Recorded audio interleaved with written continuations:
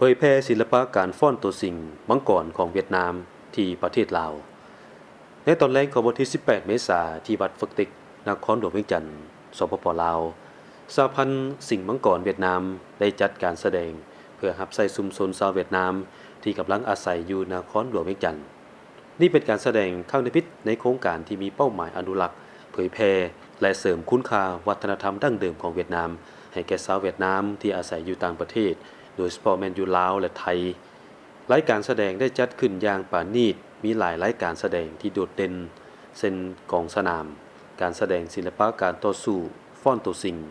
ฟ้อนมังกรและฟ้อนล้านพื้นเมืองแต่ละรายการแสดงต้องได้ใช้ทักษะสูงและการประสานงานอย่างคล่องแคล่ว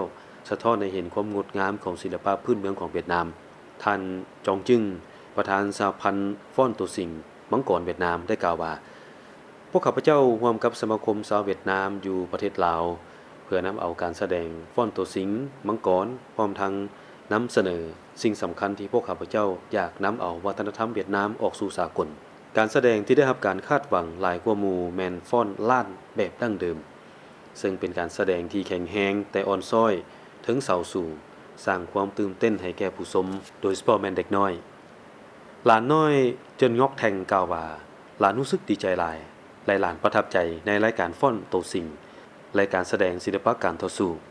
ขณะที่หลานน้อยบุยมิงฮากล่าวว่าหลานรู้สึกดีใจหลายและมักการฟ้อนโตสิงการแสดงได้มีการใกล้เคียงเป็นอย่างดีได้สร้างความประทับใจให้แก่ชาวเวียดนามอยู่เวียงจันทน์เพราะเป็นครั้งในชีวิตที่ได้รับชมการแสดงจากคณะศิลปะจากประเทศกกเข้าของตนนางบูทีแอนชาวเวียดนามที่อาศัยอยู่เวียงจันทน์กล่าวว่าข้าพเจ้าเคยเบิ่งการฟ้อนโตสิงมาหลายแล้วแต่บ่ได้รู้สึกว่าคณะที่มาจากเวียดนามแสดงได้ดีหลายและประทับใจหลายพระอาจารย์ทิงแมกกวงเจ้าอาวาสวัดฟึติกกล่าวว่าการได้รับชมวัฒนธรรมอันโดดเด่นนี้ช่วยให้ชุมชน